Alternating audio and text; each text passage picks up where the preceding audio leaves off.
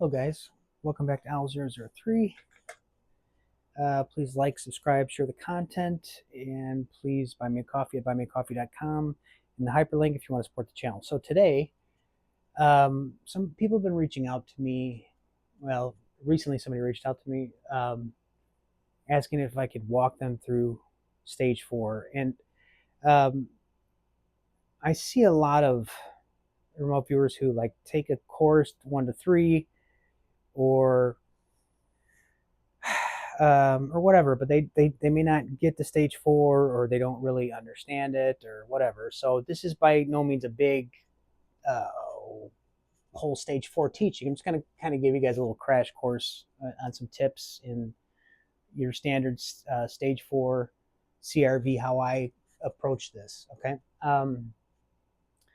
So in order to begin, I think it's appropriate that we start at um, towards the end of stage 3. It'll make a little more sense. Okay.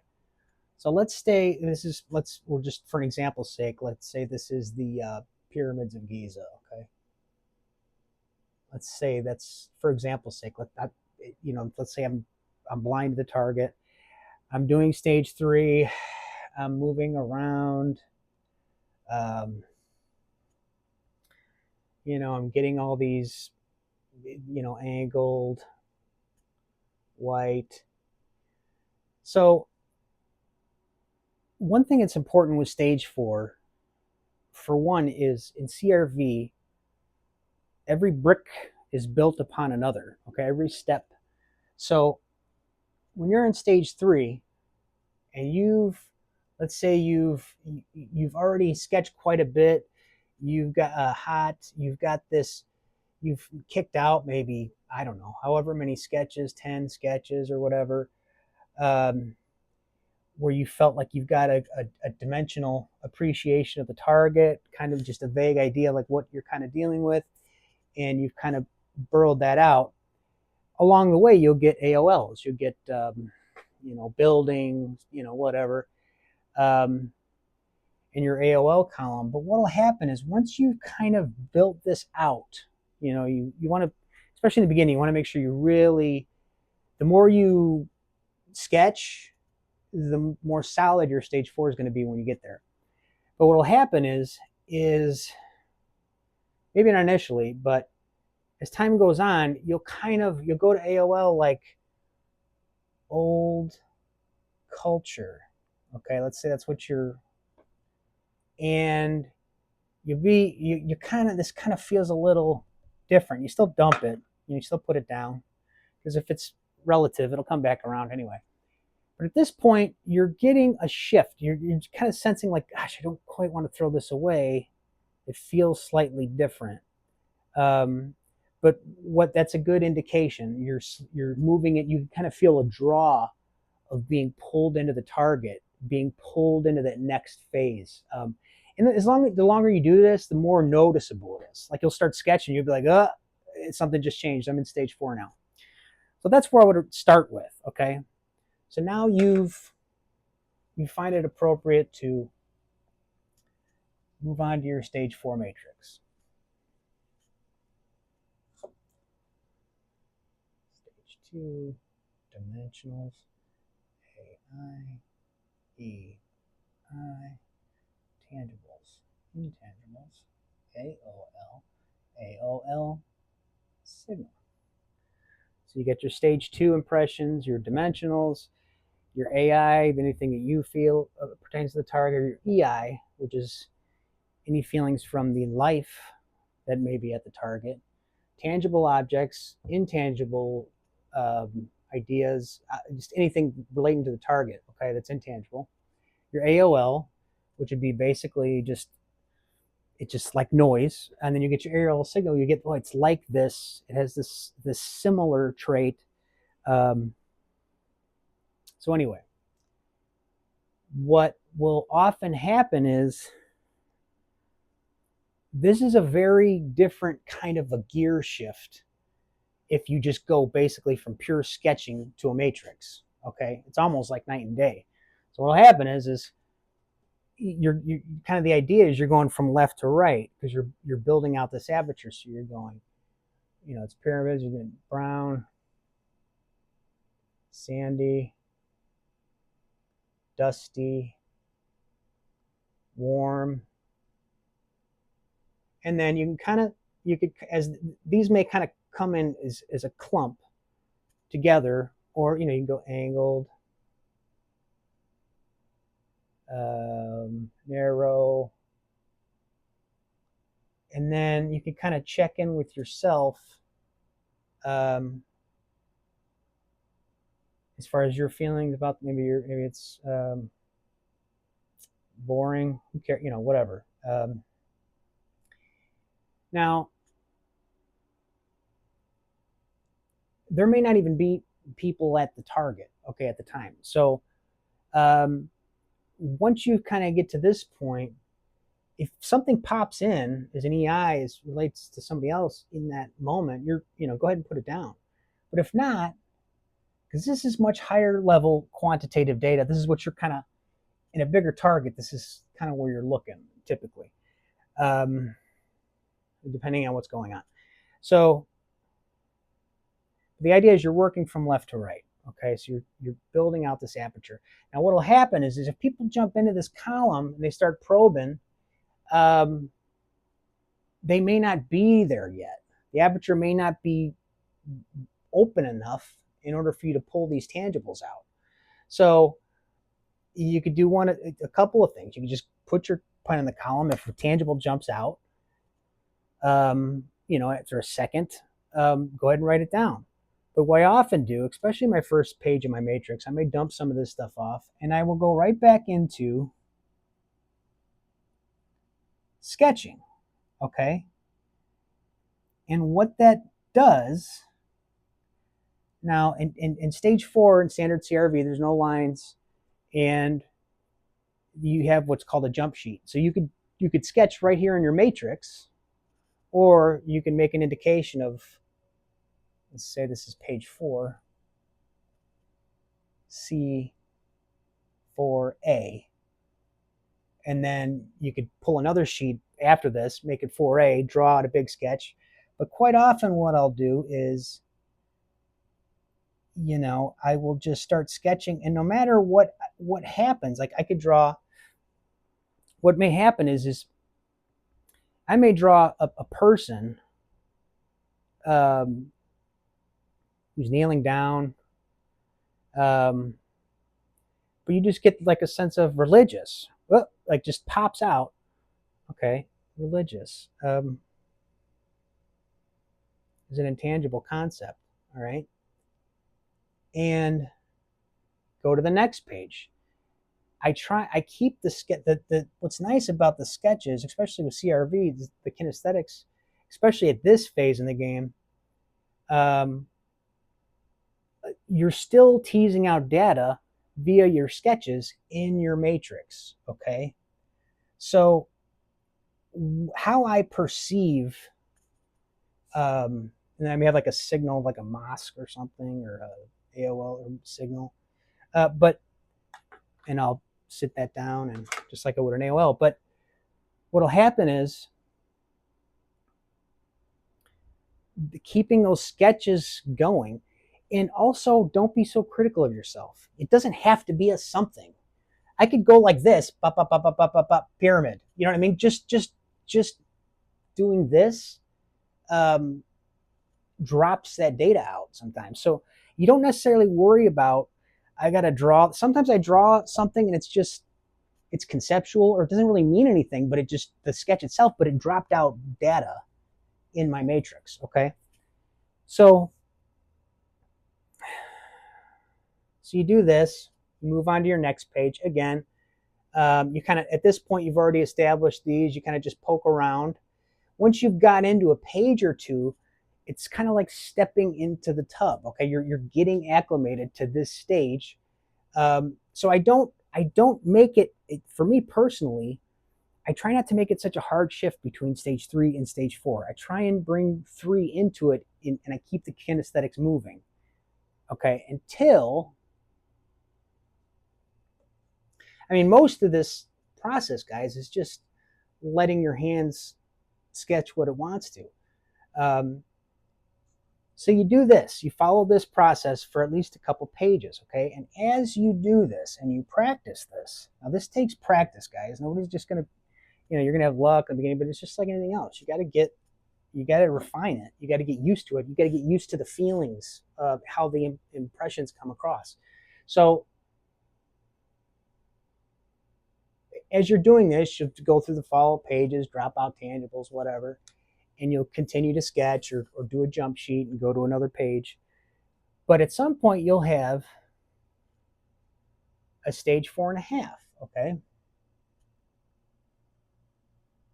So at this point, you'll get an impression that kind of comes across as a sentence in your mind, and it's like a statement, and it doesn't really fit directly in one of these columns, and you don't really know where to put it. So this is what we call a stage 4.5. But in addition to that, stage 4.5 to me, especially, is almost like a threshold within itself, and I'll explain why. So again, say it's the pyramids. Okay, I get the impression of an ancient culture here. Okay, say it comes just like that in your mind. Okay, now what this is here, in addition to, it's a data point, it's a good one, but what this also does is this is an indicator where now is a good time to start really investigating, and you could kind of trust in the data at this point, to start prompting impressions, especially in a visual association, or what other people call visuals. I don't know what else you want to call it, but that's what it is. So at this point, you've done this. We finish off the page, just kind of prompt, maybe do a sketch or whatever. But at this point,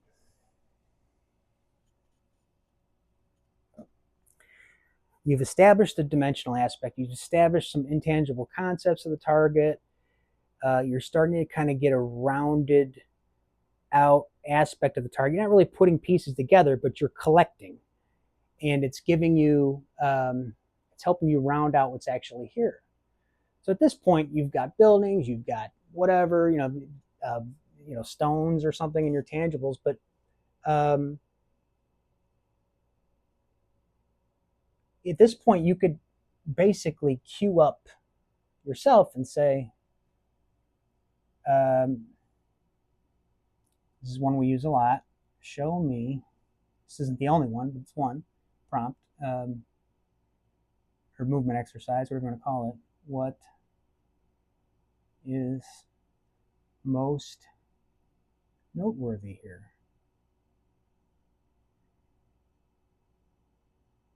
Something should be perceivable.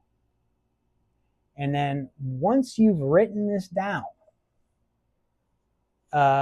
quite often with me, I don't even finish writing it. As soon as I ask myself the question, you'll get an immediate response, and it comes fast. So at this point, you really need to be you're kind of ready, and it may, so you'd be like, you may get cultural buildings or something.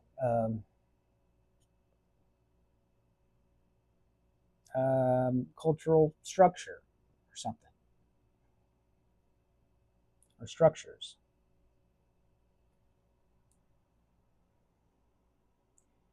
And then again, you can bounce back into sketching, kind of prompt this and see, and it may bring you back. At this point, like pyramids are like a very big kind of a gestalt, so you're going to AOL that likely at some point in the session. But this is just like a crash course, guys, of how you navigate stage 4. Okay.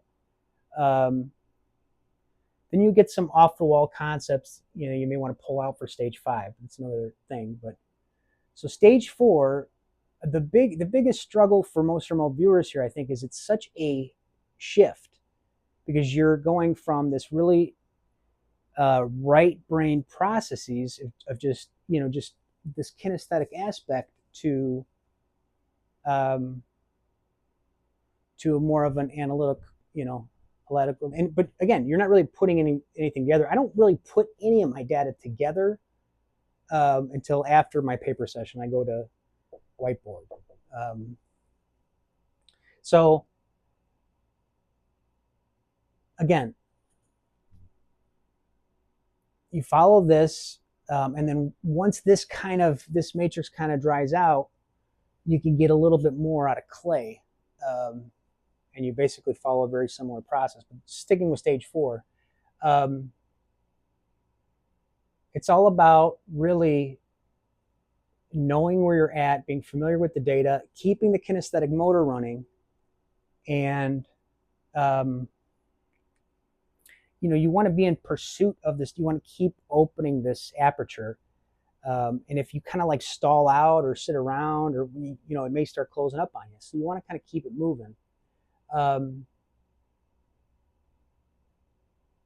you probably get concepts that come up multiple times. Just sort them appropriately.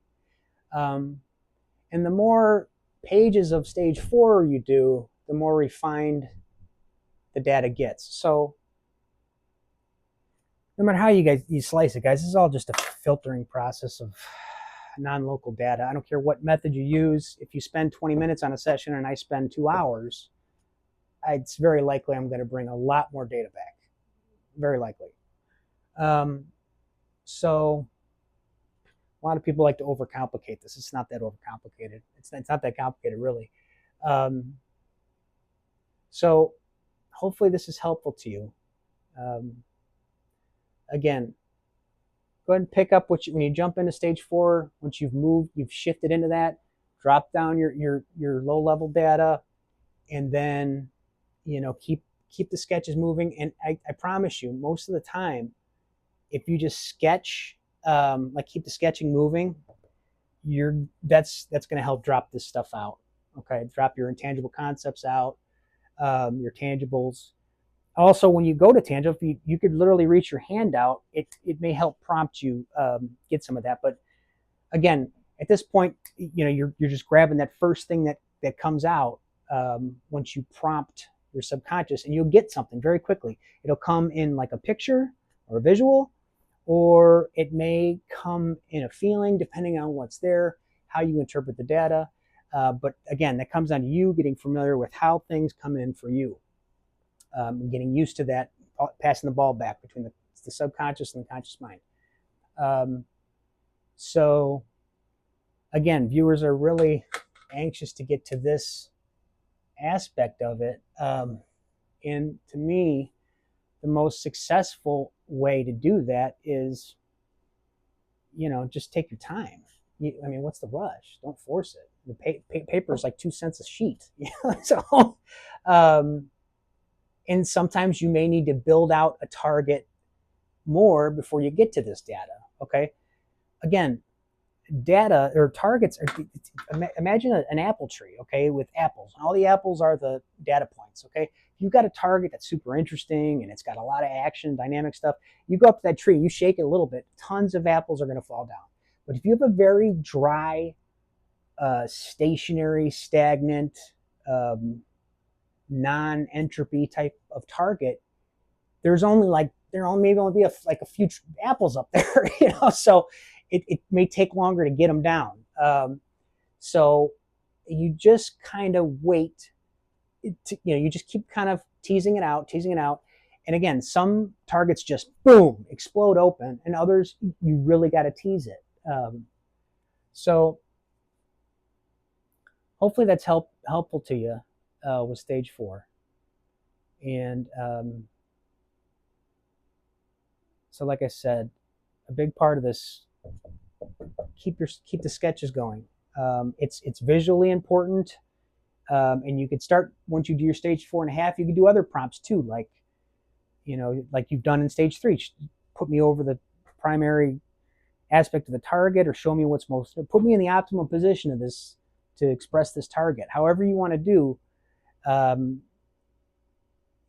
depending on what the target feels like, the prompt may feel a little different.